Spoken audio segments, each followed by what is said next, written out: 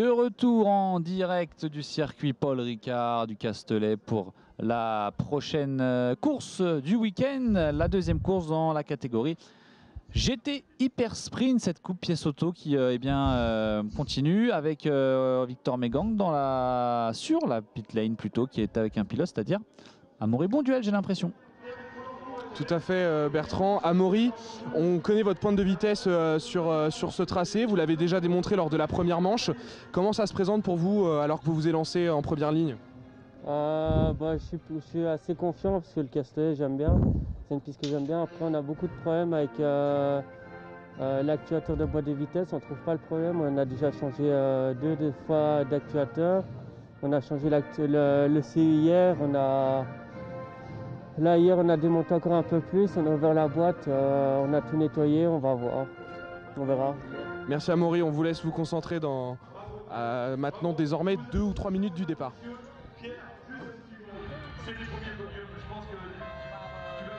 Amaury Branduel pour cette qualif une Lamborghini Super Trofeo, une ligne géniale et une marque en plus, Lamborghini, qui s'est invité dans l'actualité. Là je fais référence un tout petit instant à l'Hypercar avec Iron Lynx et le projet effectivement de venir aussi disputer la victoire 24 heures du Mans échéance 2024.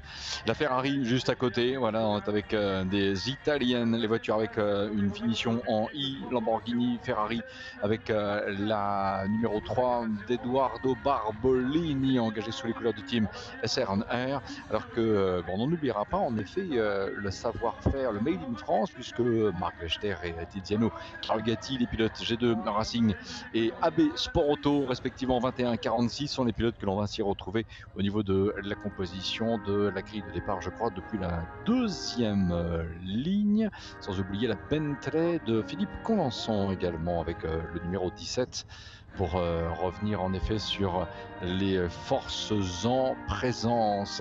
Jérémy Collançon avec la Bentley, vainqueur, Bertrand va le rappeler, de la course 1. Ah oui, Jérémy Collançon qui avait réussi à sortir son jeu du côté de la première course. Une première course qui avait été pourtant dominée par Luca De Marchi, le pilote de la Ferrari 488 GT3 du team Scuderia Ravetto et Roberti numéro 3. Mais vous pouvez le savoir, Luca De Marchi est un pilote Silver et il devait effectuer un drive-through, enfin stop and go pour être plus précis, dans la pit lane avant de terminer la course. Ce qu'il a fait, mais un drapeau rouge est sorti au même moment. Du coup, on lui a mis une pénalité au niveau du chrono final, puisque la course n'est pas repartie. Il a donc terminé en 6e position. J'aperçois Victor Megang sur la grille de départ. C'est à vous. Nigel Bailly justement, Nigel merci, vous découvrez ce week-end justement en course cette Super Trofeo, comment ça se présente? Ça se présente plutôt pas mal pour le moment, même si j'ai pas mal d'évolutions devant moi. Malgré tout, il y a des secondes à aller chercher. C'est la première fois que je roule avec cette voiture-ci. J'étais beaucoup plus habitué avec la Bentley. Je pense que si j'avais roulé avec la Bentley, j'aurais très bien figuré. On aurait peut-être pu aller chercher le titre en UGT3A. Maintenant, voilà, on a décidé autrement. C'est pour mieux amorcer la saison prochaine. Donc c'est pour ça qu'on est ici présent avec cette Lamborghini. Merci Nigel. On vous laisse vous élancer dans ce tour de formation. Nigel Bailly, vous pouvez le voir, Bruno, qui détient une caméra embarquée. On va pouvoir le suivre en on-board, en direct pendant cette course. Et ça, c'est la petite nouveauté, ce qui va nous permettre d'être au plus près de cette deuxième course. Coupe pièce auto GT Hyper Sprint dans quelques instants. Oui, je reviens sur la grille de départ parce que je vous ai induit un tout petit peu en erreur il y a quelques instants. Amaury Branduel est effectivement le pilote de la pole. Et à côté, on a bien la Ferrari avec Edoardo Barbolini. Mais la deuxième ligne de grille de départ va mettre en compétition Marc Vechter avec la RS01 du team G2 Racing AG. Et donc à côté, la très belle Bentley qui est la voiture que vous allez en effet pouvoir retrouver au niveau de la composition de la grille. Et on va donc pouvoir partir dans les tout prochains quelques instants. Oh, la Ferrari, si, part, mais j'ai eu un instant crainte que la numéro 3 d'Edoardo Barbolini soit un tout petit peu réticente au niveau de la grille. Elle est bien en train de s'élancer. Voilà, donc la composition de la grille de départ, c'est avec vous en ce moment, Tiziano Carugati qui se retrouve en effet sur cette deuxième ligne de grille aux côtés de la Bentley du duo Philippe et Jérémy Colenson. Et ainsi de suite. Troisième ligne de grille, numéro 1, c'est effectivement Gilles Colombani que l'on va retrouver avec la Renault RS01. Et donc Nigel Bailly, ça aussi c'est nouveau, il passe de la Bentley à la Lamborghini Super Trofeo. Ça lui réussit plutôt bien puisqu'il s'élance de la troisième ligne. Et Nigel Bailly qui change de catégorie également au passage, en passant de la catégorie GT3A à la catégorie GT3B sur cette Lamborghini Super Trofeo, ce qui va bien sûr compter au niveau des points sur les classements finaux de cette saison 2022. On rappelle qu'il y a un classement général, un classement scratch, un classement par équipe, un classement également et par catégorie. On a plusieurs catégories sur ce plateau GT Hyper Sprint, donc la catégorie GT3A, la catégorie GT3B, la Porsche Cup et la catégorie UGT C4A. Allez, on peut rajouter également la Ligier JS2R numéro 42 dans la catégorie donc JS2R par le team Haines Motorsport avec Julien Lemoine. Qui porte lui le numéro 42. En rappelant donc d'ailleurs Julien Lemoine, il avait terminé 16e à l'arrivée de la première course, gagné donc par Jérémy Colenson avec la Bentley, devant la RS01 de Tiziano Carugati et Alexis Berthet avec la Ferrari Challenge numéro 73 Team CMR, qui avait en effet terminé en troisième position. Et là, Bertrand, nous sommes partis pour une course format 25 minutes. Alors, il faut déjà le dire, même si évidemment là, nous allons profiter de la course 2. Peut-on déjà rappeler que la course 3 aura, elle, un schéma un tout petit peu plus long, genre 50 minutes? Oui, c'est ça, 50 minutes tout rond pour cette troisième course, avec un arrêt au stand obligatoire à la mi-course environ. On vous donnera tous les détails bien sûr avec plus de précision, parce qu'il y a quelques petites choses à expliquer, mais en gros voilà, une course un petit peu plus longue, il y aura une semi-endurance, une course près d'1 heure, avec donc un arrêt au stand obligatoire pour tout le monde sur cette troisième course qui aura lieu tout à l'heure. Le départ sera donné à 18h55. Course à suivre bien sûr sur le live Ultimate Cup Series. Regardez les voitures qui sont en train de se rassembler à l'entame du dernier virage avant de se retrouver sur la ligne droite des stands. Départ lancé comme d'habitude sur cette coupe pièce auto GT Hyper Sprint. La Ferrari numéro 3 aux avant-postes, accompagnée de la Lamborghini numéro 28 d'Amaury Bonduel. Ouais, et là, regardez bien cette remarquable image avec les silhouettes de voitures que l'on distingue. Lamborghini, Ferrari, Bentley, la RS01 également, qui est une voiture qui a de très très beaux restes, très clairement. Allez, attention, top, c'est parti à l'instant pour la course. 25 minutes.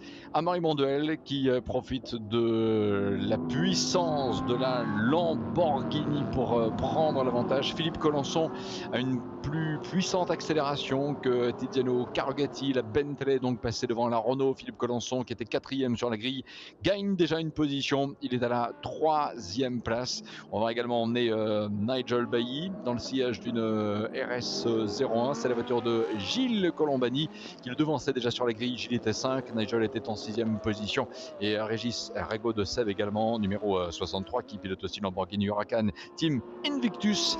Il était sur la grille en 7e position, et j'ai le sentiment, Bertrand, que c'est la place qu'il occupe en ce moment. Alors attention, Clément Hub avec l'Aston Martin du Racing Spirit of Le Mans est parti de la voie des stands, mais il est parti quand même, et là c'est une Vortex que l'on a en ce moment à l'image. La Vortex numéro 70 de Jérémy Faligan, bien sûr, Jérémy Faligan, le pilote qui a été présent sur toutes les manches de cette saison 2022 Ultimate Cup Series et qui domine le classement de la catégorie UGT 3B.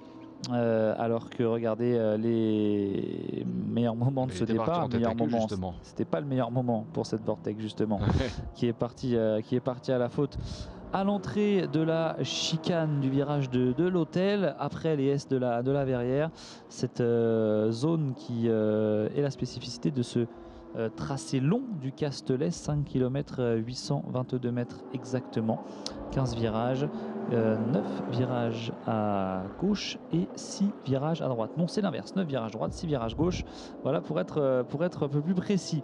Allez, après le premier tour qui va se terminer dans quelques instants, voilà, regardez déjà l'écart devant pour Amaury Bonduel, pilote du Team BDR Compétition, qui vient creuser déjà l'écart avec Edoardo Barbolini sur la Ferrari numéro 3.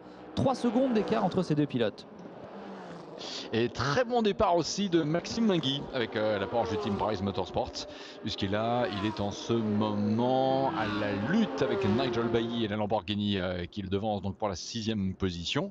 Alors que l'on suit toujours Amaury Bonduel, elle est vraiment remarquable cette Lamborghini Super Trofeo. C'est vrai que c'est un monstre de puissance. Et donc regardez bien les deux Renault RS01 et avec Tiziano Carugati devant Gilles Colombani. Quand on regarde l'écran classement, et je reviens un petit instant sur Maxime Mingui avec la Porsche que l'on va retrouver. Il est numéro 82. Au niveau des Porsche, il y a également le numéro 48 de Marc Vechter que l'on a en ce moment à l'image, ex-pilote de Renault RS01. Il est pour l'instant en 12e position. Sa voiture est engagée pour lui, je crois que c'est sous les couleurs du Seblajour Racing si je ne m'abuse. Marc Vechter en tout cas est à la 12e place. Et c'est Régis Rego de Seb en fait que l'on voit qui devance la Porsche. Et quelques instants après, Sébastien Quesada que l'on a également vu un petit instant avec sa Toyota GT4. Il en partage le volant avec Eric Mouez d'ailleurs, sous les couleurs du team CMR là encore pour la Toyota numéro 30 au dernier pointage. Bertrand Puchel était en 13e position. Effectivement, également bon départ de Marc Vechter en 12e position. Comme signalé, meilleur temps sur le secteur 1, Amaury Bonduel, ça ce n'est pas anodin. La Lamborghini du pilote Silver, Amaury Bonduel, qui caracole en tête dans cette catégorie UGT 3B. On rappelle qu'Amaury Bonduel tout à l'heure, lors de la première course, il n'avait pas pris le départ sur cette Lamborghini Super Trofeo et il est en train de se rattraper en étant tout simplement le pilote le plus rapide. Attention, un avertissement justement pour Amaury Bonduel de la part de la direction de course de ne pas dépasser les limites de piste au virage numéro 10 notamment. Attention, en général au bout de 3 avertissements c'est une pénalité pour le pilote en question. 2:04 878 pour ce deuxième tour. Meilleur temps signé Amaury Bonduel, largement devant celui d'Edoardo Barbolini qui lui est quasiment à 2 secondes derrière. 2:06,5 pour le pilote italien de la Ferrari numéro 3. Et pendant ce temps, que se passe-t-il un petit peu plus loin? Bien, il y a toujours une très belle course du pilote porschiste Maxime Mingui que l'on retrouve avec cette voiture-là, noire de couleur dominante et avec les marquages jaunes qui, sincèrement, valorisent bien le dessin inaltérable, ligne inaltérable qui est celle de la Porsche, je veux dire de la Porsche 911 dans toutes ses déclinaisons. Voiture vraiment absolument géniale. Maxime Mingui le sait, il en profite et en plus de cela, si l'on regarde bien le classement, Bertrand au dernier pointage, il est parvenu à prendre l'avantage sur Nigel Bailly avec la Lamborghini Super Trofeo qui fait une course aussi préparatoire, comme il a dit il y a quelques instants à Victor. Il pense déjà à 2023 et la prépare en étant là sur le circuit Paul Ricard ce week-end. On va suivre la Ferrari blanche avec Edoardo Barbolini numéro 3, c'est la voiture du team SRNR. Elle est pour l'instant pointée à 4 secondes 6 de la surpuissante Lamborghini Super Trofeo d'Amaury Bonduel, solide leader. Puis on va laisser passer quelques instants avant de retrouver un groupe de poursuivants. En effet, il y a de la Porsche, il y a de la Lamborghini également dans ce même groupe. En fait, il y a Sébastien Guérini qui est en 9e position numéro 10. Il y a Régis Rego de Seb avec une Lamborghini numéro 63 en 10e position. Patrick Michelier, Marc Vechter également, toujours avec la Porsche numéro 48 qui figure en ce moment à la 12e place. Alors un point également sur le règlement avec Amaury Bonduel dans cette question, puisque regardez Amaury Bonduel qui passe par la voie des stands, et bien c'est tout simplement cette pénalité que doivent respecter les pilotes Silver au sein de cette Coupe Piaggio GT Hyper Sprint. Pilote Silver qui est Amaury Bonduel, tout comme Luca De Marchi tout à l'heure. Voilà, il passe par la voie des stands, stop and go, et il repart. Est-ce que ça va maintenant lui permettre tout de même de garder la tête au niveau du drapeau à damier, hein? C'est sûr qu'il va perdre quelques places après ce passage dans la voie des stands, mais on va surveiller tout ça car la numéro 128 effectue son stop and go dans la voie des stands pour un peu plus d'équité entre tous les pilotes, même si voilà, ça coûte quand même de très très précieuses secondes à ce pilote qui est Amaury Bonduel, qui se voit pénalisé contrairement aux autres voitures qui elles n'ont pas à passer par la voie des stands. Oui, absolument. Et par conséquent, Edoardo Barbolini avec la Ferrari repasse devant. Et je remarquais que je n'avais pas non plus tout à l'heure cité Alfredo Hernandez Bertrand, qui est le pilote de l'excellente Lamborghini du team BDR Competition, Grupo Prom. Alfredo Hernandez, numéro 77. Qui est pour l'instant pointé en 8e position. Vous voyez, quand on regarde au second plan, les pilotes qui rentrent dans la chicane nord, voilà cette voiture couleur bronze, eh bien c'est lui qui est au volant. Amaury Bonduel dans la voie des stands, donc Edoardo Barbolini assure l'intérim en tête. Il va être très intéressant de voir quel sera l'écart entre Edoardo Barbolini et évidemment Amaury Bonduel. On va le savoir dans un tout petit instant après le passage devant les boucles de chronométrage, et que évidemment l'écran se réactualise en fonction de cela. Là on suit avec la Porsche numéro 48 de nouveau, Marc Wechter en 12e position. Cet arrêt qui semble interminable pour Amaury Bonduel, qui est toujours annoncé dans la voie des stands. Espérons que ce stop and go ne se soit pas transformé en stop tout simplement, parce que toujours pas de nouvelles de sortie de voie des stands pour Amaury Bonduel. Est-il sorti? On ne l'aperçoit pas sur ce plan. On va essayer d'avoir plus d'informations du côté de Victor Megang, qui est notre pit reporter, on le rappelle. Edoardo Barbolini qui en profite pour signer le meilleur tour en piste de 0,4 739. Il a pris la tête devant Philippe Colenson et Tiziano Carugati. Et les écarts sont plus conséquents que par rapport à la course monoplace que l'on a vécue juste avant, puisque le leader et le second sont séparés de 5 secondes 3. Par contre, Tiziano Carugati, premier pilote avec la RS01, alors qu'ici on retrouve la Ferrari numéro 3 qui est en tête. Tiziano Carugati est à 1 seconde et un petit dixième de Philippe Colenson, qui pilote la Bentley numéro 17.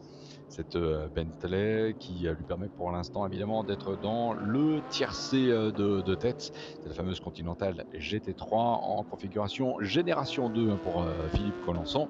Regardez bien la Ferrari qui repasse donc sa fameuse chicane, et dans un petit instant vous allez pouvoir apprécier voilà la silhouette de la Bentley, l'écart image et l'écart chrono. L'écart chrono il est de 5 secondes 389. Et à Tiziano Carugati, je regarde l'écart chrono par rapport à celui de Philippe Colenson avec la Bentley.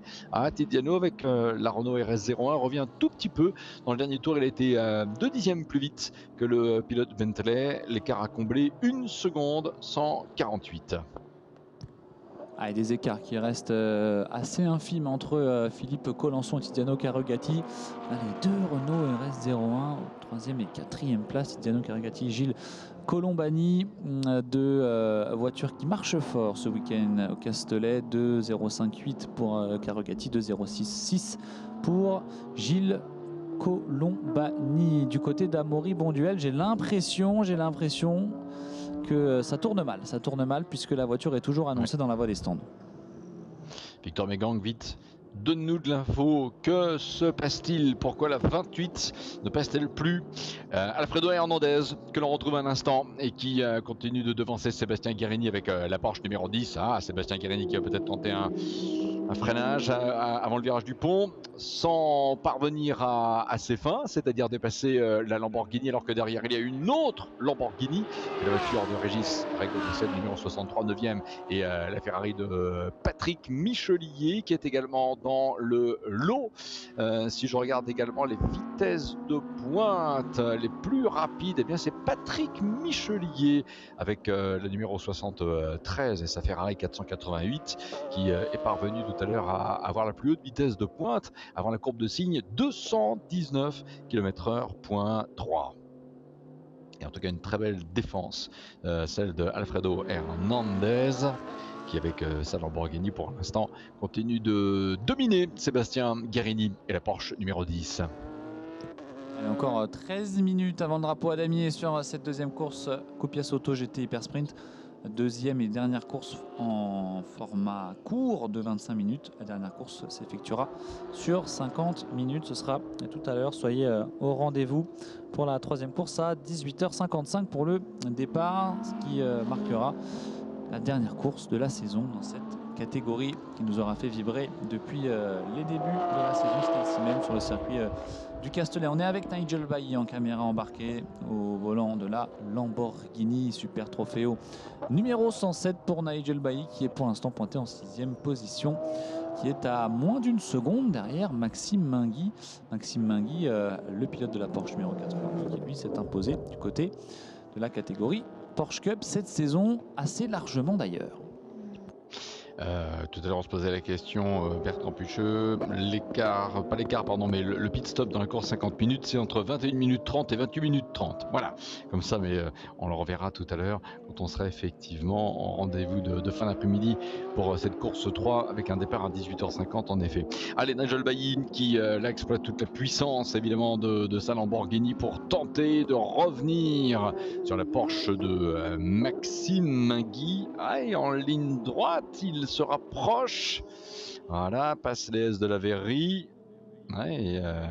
en vitesse, en couple, en puissance d'accélération. Clairement, la Lamborghini a un petit quelque chose de plus par rapport à la Porsche. Alors pour rappel aussi, pour celles qui font connaissance avec l'Ultimate Cup Series et Nigel Bailly est un pilote en situation de handicap qui n'a pas l'usage de ses jambes. Et sincèrement, ce personnage est un modèle, voilà, de courage et en même temps de gentillesse. Mais il faut présenter Nigel Bailly comme un pilote. Voilà, effectivement, situation de handicap, mais comme un pilote. Effectivement, Nigel Bailly qui aura réalisé une superbe saison avec plusieurs victoires. C'était au volant de la Bentley Continental GT3 du team CMR qui l'a brillamment emmené à plusieurs reprises à la victoire et sur les podiums. Attention, justement, là, l'attaque de Nigel Bailly sur Maxime Mingui, ça passe. Regardez en caméra embarquée la Lamborghini qui prend le meilleur sur la Porsche numéro 82. C'est fait. Ouais, va-t-il y avoir réplique ? En tout cas, Nigel, à mon avis, s'est dit on parle de moi à la télé, hop, j'accélère un peu plus, et voilà, il a bien fait. Alors, attention, en même temps, c'est clair que le pilote de la Porsche peut aussi peut-être économiser un tout petit peu la voiture. 10 minutes 35, une très très jolie bataille qui vire donc à l'avantage de la Lamborghini numéro 107. Avoir doublé la Porsche lui permet de revenir ainsi en 5e position. Et là, regardez bien. Fossé creusé entre Edoardo Barbolini et Philippe Collenson, mais alors par contre derrière la Bentley doit pour l'instant résister aux assauts notamment de la Renault de Tiziano Carugati. Alors attention, la voiture que vous avez vue un tout petit peu après, c'est une voiture qui concède un tour, je crois que c'est la Ginetta, si je ne me trompe, numéro 123 de Laurent Maillet qui a concédé un tour à Philippe Collenson et à Tiziano Carugati qui sont à la lutte en ce moment. Une demi-seconde à l'écart, Philippe Collenson est plus en pilotage défensif en ce moment qu'autre chose. Il est mis sous pression par Tiziano Carugati sur la RS01 numéro 46. Tiziano Carugati, le pilote qui fait équipe sur cette numéro 46, qui fait équipe Bertrand, au sein du team. Oui, mon cher Bruno, vous m'entendez ? Oui, effectivement, Victor voulait intervenir depuis le pit lane pour nous dire ce qu'il en était d'Amaury Bonduel, Victor Megang. Tout à fait, puisque alors on s'est dirigé vers le stand, regardez, la Lamborghini est ici, Amaury Bonduel est descendu de sa voiture, il est directement allé débriefer avec ses ingénieurs, et en fait ce qui s'est passé, déjà ça nous avait mis un peu la puce à l'oreille, mais dans la longue ligne droite des stands, il y a un bruit de boîte de vitesse qui était vraiment pas agréable à entendre, et ça s'est confirmé, c'est un problème qu'ils ont depuis le début du week-end, le passage des rapports qui touche vraiment toute la boîte, il n'y a pas un rapport précis, mais vraiment tous les rapports sont vraiment bloqués, et c'est la raison pour laquelle ils ont dû s'arrêter. J'ai senti un petit peu justement de frustration et de déception parce qu'on n'arrive pas vraiment à régler ce problème. Voilà messieurs. Merci Victor, donc des problèmes de boîte, aïe aïe aïe pour cette Lamborghini, il faut espérer quand même qu'il soit résolu dans la perspective de la course de fin de journée. À surveiller cette actualité. Pendant ce temps, on revient sur le duel Bentley-Renault. Ah, ça fait sourire hein, quand on parle de duel Bentley-Renault. Ce sont deux constructeurs qui ne jouent pas dans la même cour, évidemment par rapport au segment de marché ou même les produits proposés, mais qui se retrouvent finalement en compétition, et c'est ça qui est bien. Philippe Collenson qui est en deuxième position, continue de tout donner pour conserver la deuxième place. Didier Le Carogati qui va tenter un freinage, S de la Véry et Bertrand Pucheux, c'est clair. Philippe Collenson était très fair play, à insister ou résister davantage à Didier Le Carogati pourrait même entraîner une dégradation prématurée de ses pneus malgré l'excellence des pneus Michelin. Il était peut-être plus sage de laisser passer le pilote de la Renault RS01. Donc nouveau tiercé tête, ça donne 1 la Ferrari d'Edoardo Barbolini leader, 2 la Renault RS01 Tiziano Carugati qui évolue un petit peu plus de 9 secondes de la voiture de tête, et donc Philippe Collenson avec la Bentley numéro 17 est désormais 3e. Et on parlait de ces Renault RS01 qui marchent plutôt bien, plutôt fort. Bien c'est le cas puisque Gilles Colombiani vient de signer le meilleur tour en piste en 2:04 618 lors de son dernier passage sur la ligne de chronométrage dans cette catégorie GT3. Lui qui est au volant de cette RS01 numéro 1. 2:04.6, c'est un sacré chrono de la part de Gilles Colombani qui en a profité pour revenir un petit peu sur ce duo de pilotes, Carogati-Collenson. Et derrière, on s'attarde nous sur la 77 d'Alfredo Hernandez, coéquipier d'Amaury Bonduel chez BDR Compétition, qui est mis sous pression par la Porsche de Sébastien Guérini, cette Porsche numéro 10 de la catégorie Porsche Cup. On le rappelle également, une place de gagné pour Patrick Michelier à l'instant sur Régis Régaud de Cébès. Patrick Michelier au volant de la Ferrari numéro 73 devant la Lamborghini numéro 63. Et ce match à 4 là, parce qu'on peut effectivement parler de match à 4 avec ce changement, Patrick Michelier la place gagnée, vous le rappeliez Bertrand, et attention, oh là là, on est presque un jeu de portière contre portière, qui va virer à l'avantage de qui ici? Ouais, ça reste pour l'instant à l'avantage, que je ne vous dise pas de bêtises. Alors Marc Vechter, donc il est en 11e position, donc on retrouve en effet la Lamborghini. Et Clément Dube aussi qui peut peut-être repasser à la 11e place. On va refaire un point dans un instant par rapport à ces positions-là. Parce que Nigel Bailly est toujours à la 5e place devant la Porsche de Maxime Magui, numéro 82. Et donc juste après, on retrouve la Porsche de Sébastien Guérini avec le numéro 10 que vous retrouvez là. Et il revient dans le sillage de la Ginetta de Michael Lay et de Laurent Maillet, qui concède en effet un tour. Patrick Michelier avec la Ferrari numéro 73 suit la Porsche, et il y a donc également dans ce même groupe Marc Vechter, rappelons-le, et donc Sébastien Guérini a pris l'avantage finalement sur la Lamborghini. Alfredo Hernandez, Bertrand Puchon, on va remarquer ici, d'où ma petite hésitation dans le commentaire d'il y a quelques instants. Je me dis c'est étrange, j'ai l'impression que la Lamborghini n'est plus aussi bien placée, et pour cause, elle a perdu 3 places là, carrément. Sébastien Guérini, puis Patrick Michelier, puis Régis Régaud de Cébès sont parvenus à prendre l'avantage sur l'impressionnante voiture qui est effectivement la Lamborghini. Donc un tour pour Régis Régaud de Cébès qui est un petit peu plus difficile.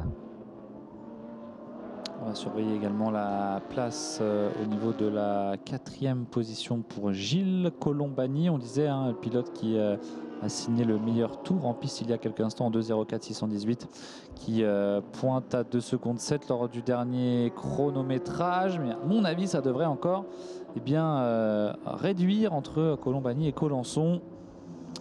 Alors, on a une enquête qui vient d'être ouverte sur un contact entre la 73 donc, de Patrick Michelier et la 10 de Sébastien Guérini. À mon avis, lors du dépassement de Guérini sur Michelier. Patrick Guérini du team CMR Compétition, coéquipier d'Alexis Berthet sur cette Ferrari numéro 73. À surveiller, peut-être des pénalités à prévoir en fin de course, sait-on jamais. Allez, Colombani qui est désormais à 1 seconde 147 millième derrière Philippe Colenson.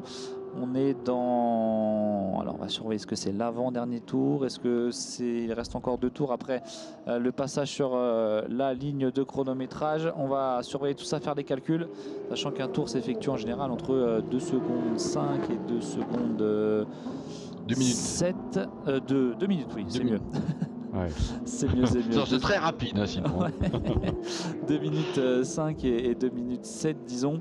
Ce sera peut-être l'avant-dernier tour maintenant pour les pilotes de tête, avec le passage à l'instant notamment de la numéro 10 de Sébastien Guérini, alors que la voiture leader Edoardo Barbolini sera numéro 3 est actuellement à la sortie de la chicane nord. Il va entrer à l'instant, on le voit ici, dans la courbe de signe. Oui, et en fait, on revient un petit instant sur les 2 Lamborghini. Alfredo Hernandez et Régis Rego de Sebes sont touchés, puisque le collège des commissaires sportifs va sans doute revoir les images. Mais Alfredo Hernandez, avec la numéro 77, était repassé sur la 63 et donc récupère la 9e position. Et en effet, Bertrand, nous voici de retour sur le suivi de la progression de la voiture de tête. La Ferrari numéro 3, c'est, rappelons-le, une 488 GT3. Et évidemment, l'actualité de Ferrari cet an dernier a été concentrée sur la 499P, l'hypercar Ferrari. Mais vous avez raison, c'est une autre actualité. Pour l'instant, restons effectivement supporters de tout le monde. Et ici, la progression de la 488 GT3, Team SRNR de Luca De Marchi et de Edoardo Barbolini. C'est Edoardo Barbolini, italien, qui est au volant d'une voiture qui a pour l'instant 4 secondes 9 d'avance sur la Renault de Titiano Carugati. Je note, Bertrand Pucheux, qu'il y a une petite réduction de l'écart entre les voitures du duo de tête. Et j'ai l'impression que derrière, on aurait une Ferrari qui aurait bien doublé une Porsche pour la 7e place. Eh oui, Patrick Michelier qui semble être passé sur Sébastien Guérini, qui va s'intercaler entre les 2 Porsche, Maxime Mingui, Sébastien Guérini. Et on est bien dans le dernier tour, effectivement, pour Edoardo Barbolini, qui se dirige vers une victoire, une énième victoire cette saison également pour le pilote du team Scuderia Aveto et Roberti. Les pilotes d'ailleurs de ce team n'étaient pas présents du côté de Manicourt, puisqu'ils avaient affaire en Italie sur leur championnat pour cette fin de saison, mais ils sont bien de retour sur le circuit du Castellet. Ça, c'est forcément un petit peu moins bien passé pour Luca De Marchi avec ce jeu de la pénalité en tant que pilote silver, et puis ce drapeau rouge qui est venu un peu perturber cette fin de course. Une 6e position donc pour Luca De Marchi, mais son coéquipier Edoardo Barbolini, l'italien, qui va signer une victoire à l'issue de cette course. On est dans la courbe de signe pour la numéro 3, courbe de signe, un virage extrêmement rapide que les Formule 1 prennent à fond et qui nous emmène dans le double droit du Bosset actuellement, avec Edoardo Barbolini qui entre à l'instant dans le virage numéro 12, le virage de Pandore. La courbe de Garlaban, virage numéro 13. On arrive maintenant dans le virage du lac, avant-dernier virage de ce circuit du Castellet. Le dernier virage à présent, le virage du pont. Et l'entrée dans la ligne droite des stands. Le drapeau Adami qui va être présenté devant la Ferrari numéro 3 du team Scuderia Aveto et Roberti. Victoire d'Edoardo Barbolini après une course pleine de maîtrise. Une course dans laquelle, on rappelle, la Lamborghini d'Amaury Bonduel n'est jamais reparti de la voie des stands après un problème de boîte de vitesse. Malheureusement, c'est donc la Ferrari numéro 3 qui s'impose devant la Renault RS01 de Tiziano Carugati et l'autre Renault RS01 numéro 1 de Gilles Oui, Colombani. Bertrand, est-ce que Philippe Collenson a un problème avec la Bentley? Parce que je pense qu'il n'est pas passé. Je pense qu'il n'est pas on nous annonce passé. un drapeau jaune dans le secteur 3. Drapeau jaune dans Il y le a un secteur problème 3 pour au la niveau. Bentley. Et elle est là cette Bentley. Une sortie de piste. Elle est là cette Bentley, juste à l'entrée de la voie des stands et de la ligne droite des stands plutôt. Et en sortie du virage du pont ici, une légère fumée qui se dégage. C'est dommage, c'est terrible même de voir s'arrêter si près du but pour Philippe Collenson. Philippe Collenson qui fait équipe avec Jérémy Collenson sur cette Bentley Continental GT3 du team CMR. Jérémy qui avait remporté la première course, Philippe qui à son tour était bien parti pour signer un très bon résultat, mais malheureusement ce dernier est en train de chuter au classement puisqu'il est tout simplement arrêté au dernier virage. Il serait intéressant de revoir les circonstances. Est-ce que c'est un tête à queue? A-t-il été touché ou alors est-ce que c'est aussi, imaginez, un problème mécanique? Ça fume beaucoup, je me demande si finalement il n'y aurait pas un problème mécanique qui aurait pu éventuellement faire qu'une fuite sur une carcasse de pneus et qu'il parte en tête à queue comme cela. Philippe Collenson, bon, l'heure est aux interrogations, mais j'espère qu'un peu plus tard, et notamment avec le concours de Victor, nous en saurons plus. Bertrand, on va retrouver le résumé en mode express de la course. Voilà, avec un plateau remarquable. Nous sommes avec un plateau de 17 voitures dans ce rendez-vous GTI Hyper Sprint avec pièces auto. Et évidemment, on peut toujours avoir quelques voitures qui connaissent ici et là quelques aléas. Laurent Maillet, notamment avec la Ginetta, était bien parti. On a vu la Vortex partir aussi en tête à queue avec Jérémy Faligan. En tête de la course, la Ferrari numéro 3 va profiter finalement de l'arrêt pour problème de boîte de vitesse d'Amaury Bonduel avec la Lamborghini numéro 28. À partir du moment où, en effet, la Ferrari va prendre les devants, et bien derrière Tiziano Carugati avec la Renault RS 01, mais aussi dans ce même tableau de classement, la Bentley que l'on attendait également à meilleure fête. Ce sont les voitures en fait qui vont se retrouver à la lutte. Clément en particulier avec aussi sa voiture qui va terminer en 11e position. À l'arrivée, c'est en tout cas Edoardo Barbolini avec la Ferrari qui en effet s'impose. Voilà, on les retrouve à l'arrivée. Ils sont les membres de l'équipe autour de Edoardo Barbolini et le team SRMR. La Ferrari d'Edoardo Barbolini est l'italien, vainqueur avec 3 secondes d'avance sur la Renault de Tiziano Carugati. Et donc c'est malheureusement Philippe Collenson qui, avec la Bentley Continental GT3 numéro 17, a connu forcément un souci dans les derniers instants, dernier virage. On l'a retrouvé en tête à queue et une voiture immobilisée à contresens en sortie extérieure gauche par rapport au profil du virage du pont. Philippe Collenson obligé d'abandonner dans le dernier tour. Les pilotes des Renault RS01, Tiziano Carugati, Gilles Colombani en profite. Il termine 2 et 3e. Victor, de nouveau de retour avec vous du côté de la pit lane et peut-être de Edoardo Barbolini. Eduardo, congratulations! What a win! What a race! Tell us your pace during this race and in the lead. Yeah, I start in the race in second position behind Bonduel. I decided to follow him because was racing pace was very fast. And it was my same racing pace, and I decided without any problem to follow him. But I know he have a penalty to spend, but he stopped during the race. And I decided en fait, quand le pilote de Lamborghini s'est arrêté, my racing pace and to save the car for the race.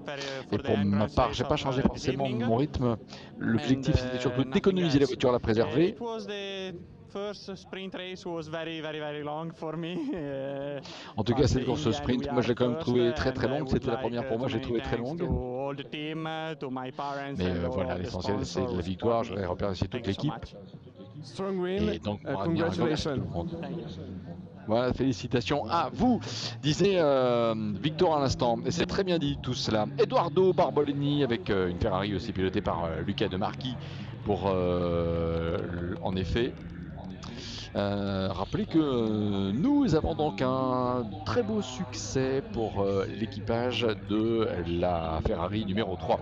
On voudrait également vous rappeler que Marina Raceware, le spécialiste en équipement pour pilote sur mesure, est là présent dans l'enceinte et le village paddock de ce circuit Paul Ricard. C'est en fait paddock à côté de la structure Michelin que Marina Raceware est là. Messieurs et dames aussi, besoin effectivement de renouveler toute ou partie de votre, j'allais dire, garde-robe, en tout cas de votre tenue de pilote. Pensez aussi déjà à 2023, Marina Raceware, c'est la boutique, le point de vente hyper spécialiste où il faut se rendre d'ici à demain soir. Bon week-end à Marina Raceware, dans le paddock encore une fois, juste à côté de la structure Michelin.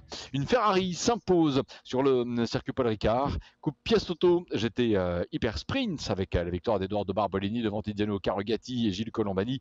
Bravo à Nigel Bailly qui restera finalement sur les feuilles de classement comme premier Lamborghiniste à l'arrivée. Premier également du classement UGT 3B, alors qu'Edoardo Barbolini est en UGT 3A, rappelons-le.